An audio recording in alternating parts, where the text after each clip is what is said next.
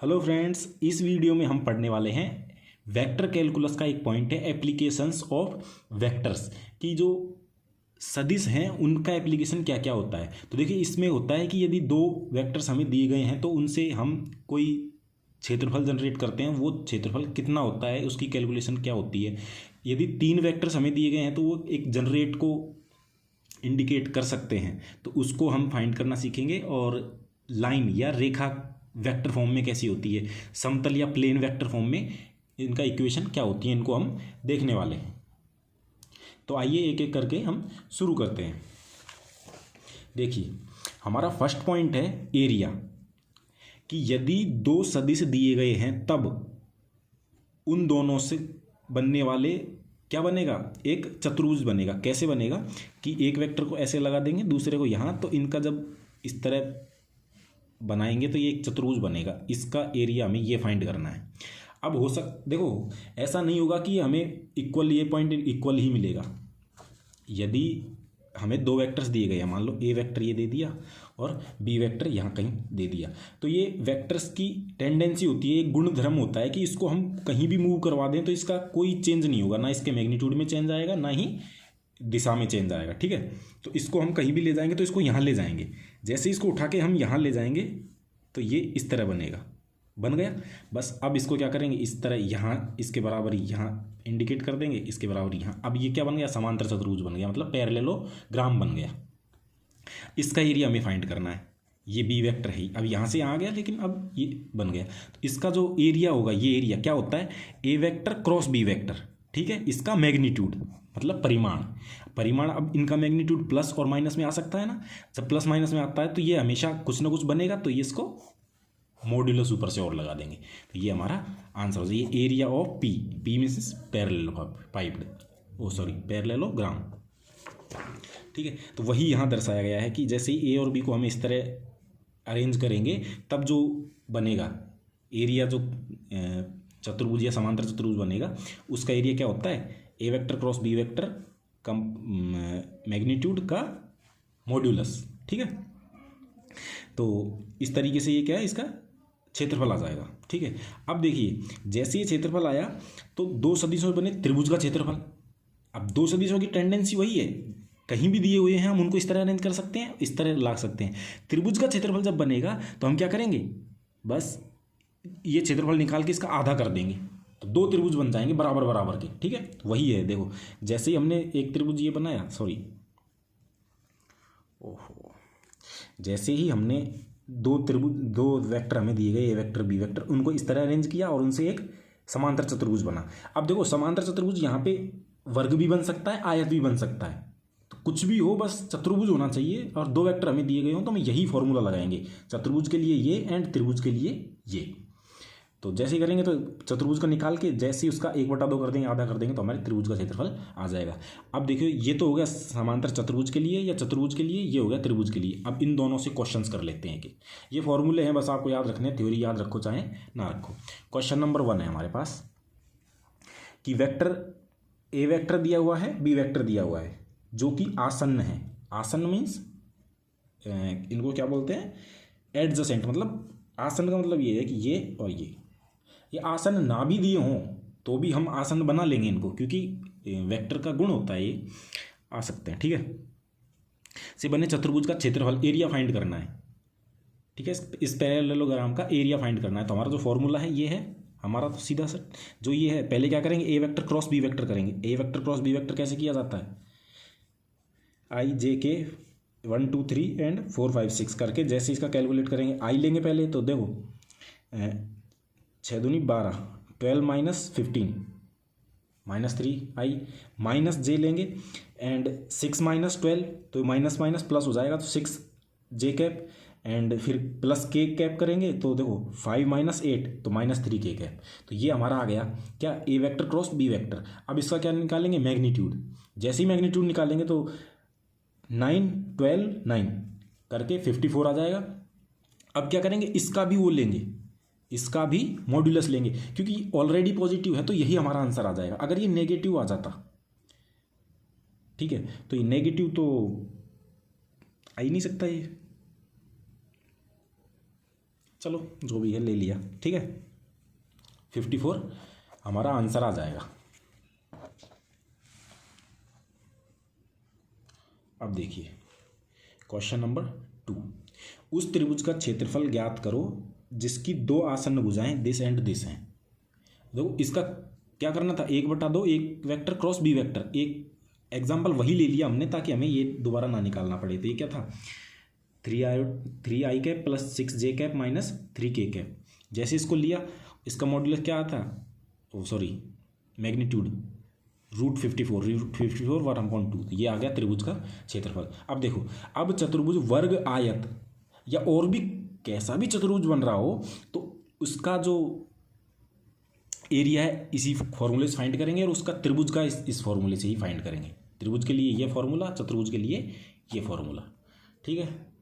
अब हमारा क्या एरिया वाला हो गया, किसका एरिया का। अब करेंगे आयतन, वॉल्यूम।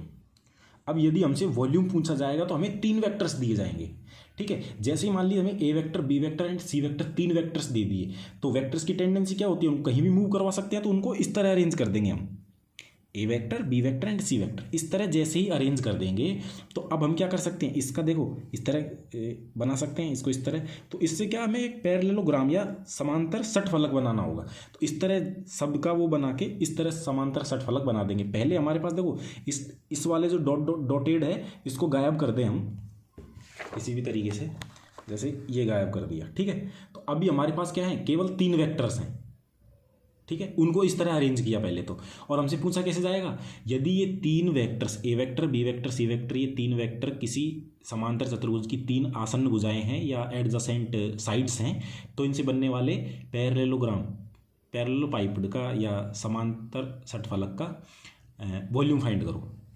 तो हम क्या करेंगे, पहले तो इनको इस तरह अरेंज करेंगे, बाकी फॉर्मूला है उसका तो, लेकिन मैं बता रहा हूँ कि कैसे 3 वेक्टर्स वॉल्यूम को जनरेट करते हैं, ठीक है। तो जैसे ही इनके हम अरेंज करके वैसे बनाएंगे तो ये इस तरीके से बनेगा, इस तरीके से बनेगा। अब ये तो क्या हमने बिल्कुल 90 डिग्री पे ले लिए, इसलिए ये क्या बना, ऐसा बना। लेकिन हो सकता है कि वो 3 90 डिग्री पे थोड़ी कैसे भी होंगे। तो देखो ऐसे ऐसे ऐसे है, तो इनको ऐसे अरेंज करेंगे तो कोई 90 डिग्री पे नहीं है ना, 90 डिग्री पे नहीं है, तो इनका जो पैरेललोग्राम बनेगा थोड़ा सा तिरछा बनेगा, पैरेललोपाइपड जो होगा वो ऐसा तिरछा बनेगा, लेकिन उसका भी फॉर्मूला सेम ही रहेगा। आप देखिए, और किसी भी 3D आकृति का, 3D सॉलिड का हम क्या करते हैं, बेस का क्या करते हैं, आधार का क्षेत्रफल और का हाइट से मल्टीप्लाई कर देते हैं, ठीक है, वही होता है ना। तो देखिए कि आधार का क्षेत्रफल गुना ऊंचाई। देखो जैसे क्या है, हमारे पास बेलन है, बेलन का क्या करते हैं, आधार का क्षेत्रफल मतलब πr², इसकी ऊंचाई क्या होती है, h। तो आ गया ना इसका क्या, ये वो वॉल्यूम आ गया ना। उसी तरह इसका करते हैं कि देखो आधार का क्षेत्रफल हमने पिछले जो एरिया देखा था उसमें देख लिया कि बी वेक्टर और सी वेक्टर का आधार का, बी वेक्टर और सी वेक्टर से घिरा क्षेत्रफल कैसे फाइंड करते हैं, B vector cross C vector का मैग्नीट्यूड का भी मोड, ठीक है। तो वैसे ही है, तो B vector cross C vector करेंगे। अब B vector cross C vector कर दिया और हाइट क्या है इसकी, ए, इस टाइप से, तो उसको ए से मल्टीप्लाई कर दिया और उसका फिर मैग्नीट्यूड निकाल दिया। तो ये हो जाएगा क्या, हमारा वॉल्यूम का।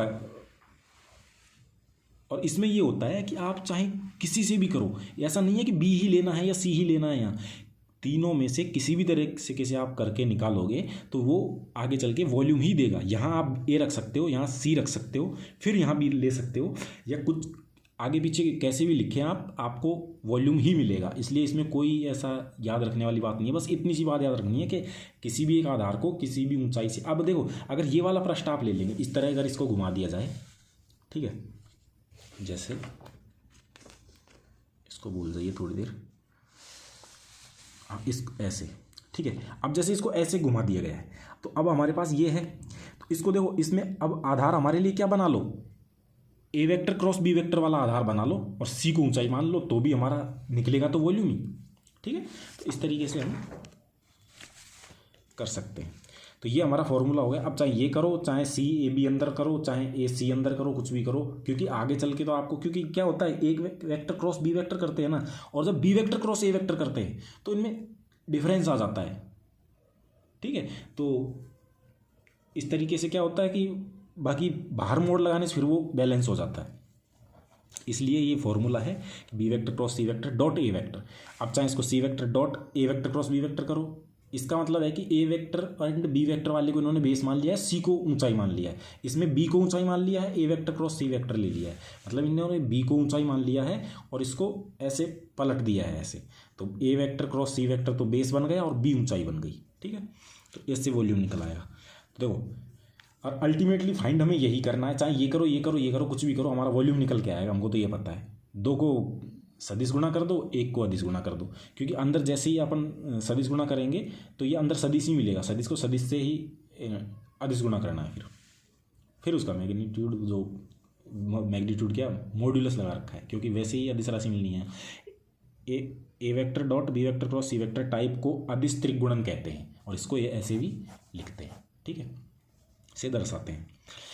अर्थात A vector B vector C vector आसन्न भुजाओं एडजेसेंट साइड वाले पैरेललोपाइपड का वॉल्यूम क्या होता है, A vector B vector C vector जो अदिश त्रिगुणन होता है, स्केलर ट्रिपल मल्टीप्लिकेशन, उसका मॉड्यूलस। अब ये किसी भी पैटर्न को फॉलो कर सकता है। इस पर क्वेश्चन कर लेते हैं कि यदि ए दिस बी सी यदि समांतर षटफलक या पैरेललोपाइपड की आसन्न भुजाएं हैं, मतलब एडजेसेंट साइड्स हैं, तब वॉल्यूम फाइंड करो। हमें तो 3 दे रखे हैं, तो हम तो क्या करेंगे, किसी भी एक को, इसको बाहर मान लो, चाहे दोनों को सदिश गुणा करके इससे अदिश गुणा कर दो, और फिर जो अगर नेगेटिव आ रही है तो उसको पॉजिटिव बदल दो बस। और ऑप्शंस दे रखे हैं, तो देखो वॉल्यूम ऑफ पैरेललोपाइपड क्या होता है, A vector B vector C vector, मतलब अदिश त्रिगुणन का मॉड्यूलस, तो क्या होगा। और इसको कैसे फाइंड करते हैं, या A vector dot B vector cross C vector, इसका मतलब यही तो है ये। तो इसको कैसे फाइंड करते हैं, इसको सीधा सीधा ऐसे लिख देते हैं, तीनों को लिख दिया, 3 1 1 5 1 -1 1 1 -1, यहाँ से 3 1 1 5 1 -1 1 1 -1 लिख दिया। अब इसको फाइंड कर लो, सारणी खोलना तो आप जानते हैं, तो जैसे ही आप खोलोगे तो आपके पास 8 आंसर आ जाएगा। ठीक है, अब देखिए लाइन का इक्वेशन, रेखा का समीकरण वेक्टर फॉर्म में। अब देखो पहले हमें कुछ कंडीशंस दी हुई होंगी, उन्हीं के बेस पे हम बनाएंगे। देखो यदि हमें क्या क्या दिया हुआ है, रेखा का समीकरण जो बिंदु ए से गुजरता है तथा बी वेक्टर के समांतर है। हमसे बोल दिया गया है कि ऐसी रेखा का समीकरण बताइए, ऐसी रेखा का सदिश समीकरण बताइए जो बिंदु ए या मान लीजिए पॉइंट पी से गुजरती हो तथा इस बी वेक्टर के समांतर हो। तब हम क्या करेंगे कि जैसे मान लीजिए कि ये वो रेखा है और उस पर ये कोई पॉइंट है, ठीक है, उस पर ये कोई पॉइंट है और ये रेखा किसके समांतर है, इस बी वेक्टर के समांतर है। ठीक है ना समांतर। तो अब क्या करेंगे कि जो आर वेक्टर है इस पर कोई भी वेक्टर जो लेंगे हम, और कैसा वेक्टर, ये इस पर किसी भी सदिश का जो वो आएगा वो मतलब स्थिति सदिश, इस लाइन पर किसी भी पॉइंट का जो स्थिति सदिश आएगा वो इस तरह आएगा, A vector plus lambda B vector. इसका मतलब क्या हो गया कि रेखा का समीकरण आर वेक्टर बराबर ए, इस पॉइंट से तो ये गुजर रही है, प्लस लैम्बडा बी वेक्टर के ये समांतर है, इसलिए ये रेखा का समीकरण इस तरीके से हम याद रख सकते हैं इसको, इस पॉइंट से तो गुजर रही है और इसके समांतर है। बिंदु 2 3 5 से गुजरने वाली तथा सदिश इसके समांतर रेखा है, समांतर रेखा का समीकरण बताओ। तो क्या करेंगे, आर वेक्टर बराबर पॉइंट लिख देंगे प्लस टी, मतलब ये क्या है, ए वेक्टर इस पॉइंट का स्थिति सदिश है, इसकी स्थिति सदिश प्लस टी। अब यहाँ लैम्बडा लो टी लो, ये क्या है, प्राचल है, पैरामीटर है, तो इसको किसी से भी इंडिकेट कर सकते हैं, मैक्सिमम टी से करते हैं। और जो बी वेक्टर कौन सा है, 2 3 6 वाला, ये लीजिए, जैसे इसको करेंगे यही हमारा आंसर है। अब देखिए, अब हो सकता है कि हमें क्या करे, 2 पॉइंट दे दे एक रेखा पर और समांतर वाली कंडीशन ना दे, तब हम क्या करेंगे, देखिए जैसे हमें दे दिया कि रेखा का समीकरण जब रेखा पर 2 बिंदु दिए गए हों, रेखा पर 2 बिंदु दिए गए हों, जब लाइन पर 2 पॉइंट्स दे दिए, अब हम क्या करेंगे, अब हमको तो क्या है, हमको तो वही पता है किसी रेखा के समांतर रेखा यदि दी हुई है और एक पॉइंट दिया हुआ है, तब हम रेखा का समीकरण ये होता है हमारा, ये वाला। ठीक है, हम क्या करेंगे, हम जो ये वाला सदिश है इसको सदिश बना देंगे 2 पॉइंटों के बीच में, ये लीजिए, इसको सदिश बना देंगे। जैसे इसको सदिश हमने बनाया तो अब ये रेखा खुद ए बी वेक्टर के क्या हो गई, समांतर हो गई ना। अभी वेक्टर को तो हम आगे पीछे कहीं भी ले जा सकते हैं ना, ए बी, तो ये क्या होगा ए बी वेक्टर, और इस वेक्टर के जो क्या होगा, ये होगा बी माइनस ए, ठीक है, इस तरह होगा ये बी माइनस ए, क्योंकि मान लीजिए ओरिजिन यहाँ होगा ना इस तरीके से, तो B vector minus A vector ये हो जाएगा, तो इसका जो B vector minus A vector होगा। अभी क्या हो गया हमारे पास, अब क्या आ गया देखो, B vector minus A vector तो इसके समांतर है और ए बिंदु हमें दिया हुआ है, इस तरीके से हम करेंगे तो क्या है, ए पॉइंट से तो ये गुजर रही है प्लस लैम्बडा और B vector minus A vector के समांतर है, इस तरीके से कर देंगे। इसमें समांतर रेखा हमें समांतर सदिश दिया नहीं गया, लेकिन हमने क्या किया, हमें जब 2 पॉइंट दिए गए हैं तो उनसे हम समांतर सदिश बना सकते हैं, इसमें से इसको घटा के वो जो सदिश बनेगा वही हमारा समांतर सदिश होगा। हमने यहाँ समांतर सदिश बना दिया है, जैसे ही बनाया है तो हम जानते हैं ये वाले फॉर्मूले से, इस तरह हम लिख सकते हैं। तो ए वेक्टर प्लस लैम्बडा, कौन सा सदिश समांतर है, B vector minus A vector, यही हमारा आंसर हो जाएगा। अब क्वेश्चन करते हैं इस पर, कि जैसे क्वेश्चन मान लीजिए आप, क्वेश्चन है कि रेखा बिंदुओं 2 3 2 तथा एक मान लीजिए आप 1 2 1, ठीक है, से गुजरती है, तो इसका सदिश समीकरण होगा, क्या होगा, 4 ऑप्शन है आपके पास, ठीक है। तो इसको कैसे करेंगे, हम तो क्या जानते हैं, मान लीजिए कि ये कोई रेखा है, कहीं भी है, 2, ये ए पॉइंट है, इसको ए मान लो, इसको बी मान लो, ये बी पॉइंट है। हम तो क्या करेंगे, हमें क्या फाइंड करना है, ए बी वेक्टर फाइंड करना है। तो इसका स्थिति सदिश क्या हो जाएगा, I cap plus 2j cap plus K cap, इसका स्थिति सदिश 2i cap plus 3j cap and plus 2k cap. अब ए बी वेक्टर बराबर B vector minus A vector, क्या होगा कि हमने, अच्छा इस तरह ये प्लस माइनस में ज़्यादा चक्कर हो जाएगा, आप ऐसा करो, इसको मानो ए, इसको मानो बी, ठीक है, और इसको लिख दो ए, इसको लिख दो बी, ठीक है। हाँ, अब इसको यहाँ से इस तरह कर दो, ए बी वेक्टर में फाइंड करना B vector minus A vector, जैसे ही हम करेंगे तो क्या आएगा, 2 माइनस 1 आई कैप प्लस 3 माइनस 2 जे कैप प्लस 2 माइनस 1 के कैप, ये आ गया। तो ये हमारा क्या आ गया, जिसके समांतर है, ये रेखा हमारे इस वेक्टर के समांतर हो गई। अब इस वेक्टर को मूव करवा सकते हैं, इसके समांतर हो गई, और किससे गुजर रही है, ये 1 2 1 वाले से गुजर रही है। तो इसका समीकरण क्या हो जाएगा, R vector is equal to I cap plus 2j cap plus K cap plus T या lambda B vector minus A vector I cap plus J cap plus K cap, ये हमारा आंसर हो जाएगा। मतलब अल्टीमेटली हमें करना यही है कि जब 2 वेक्टर दिए गए हैं तो इनसे एक सदिश बना लेंगे, और किसी भी एक पॉइंट के साथ हम उसको, किसी पॉइंट के साथ जो इनिशियल पॉइंट जो हम लेंगे, हमने यहाँ क्या इनिशियल पॉइंट लिया है, ये वाला इनिशियल पॉइंट लिया है, इसलिए इसको यहाँ रखा गया है, ठीक है। तो इस तरीके से हमारा आंसर आ जाएगा। अब देखिए समतल का सदिश समीकरण, समतल का सदिश समीकरण, समतल मतलब ऐसा होता है। अब इसमें भी कंडीशन होती है, जब हमें दिया गया हो कि ये तो एक इस पॉइंट से तो गुजरता है और इसके जो लंबवत सदिश एन वेक्टर या एन कैप जो भी है, तो इसका समीकरण क्या होगा। तो हम मानेंगे कोई भी, क्योंकि एक पॉइंट कहीं भी लेना है, हमें कहीं भी लेना है, तो हम मान लेंगे कि ये आर पॉइंट है, तो ये क्या होगा, आर वेक्टर हो जाएगा। ये पॉइंट पी से गुजर रही है, तो अब आर वेक्टर जब हमें फाइंड करना होगा तो हम क्या फाइंड करेंगे, आर माइनस पी। तो मतलब आर का जो पॉइंट है और पी क्या है, पी का स्थिति सदिश हम लेंगे पी वेक्टर, तो R vector minus P vector हमारा क्या हो जाएगा, ये वाला वेक्टर हो जाएगा, आर माइनस पी वेक्टर, ये वेक्टर हो जाएगा। अब इसके लंबवत दे रखा है, लंबवत एन कैप दे रखा है, पूरे प्लेन के लंबवत है, तो वो इस वेक्टर के भी क्या होगा, लंबवत होगा। जब कोई दो वेक्टर लंबवत है तो उनकी क्या होती है, जब मान लीजिए ए वेक्टर और बी वेक्टर क्या है, लंबवत है तो इनका डॉट प्रोडक्ट क्या होता है, 0। इस तरीके से हम क्या करेंगे, इसका समीकरण देंगे। जब समतल बिंदु P से गुजरता है तथा अभिलंब सदिश n कैप है या इसको n वेक्टर मान लीजिए, जो भी है ठीक है। तो हम क्या करेंगे, जैसे समतल ये दे दिया हमें कि समतल है और n वेक्टर तो इस समतल के पूरे के क्या है, लंबवत है, और P पॉइंट से ये समतल गुजर रहा है, तो हम क्या करेंगे, P पॉइंट तो दिया हुआ है हमें, इसको लेंगे। अब क्या करेंगे, हम एक R वेक्टर ऐसा कहीं भी, ये पॉइंट यहाँ लिया गया है, ये पॉइंट कहीं भी लिया जा सकता है, ठीक है, कहीं भी पॉइंट लेंगे तो हम हमारे पास क्या बनेगा,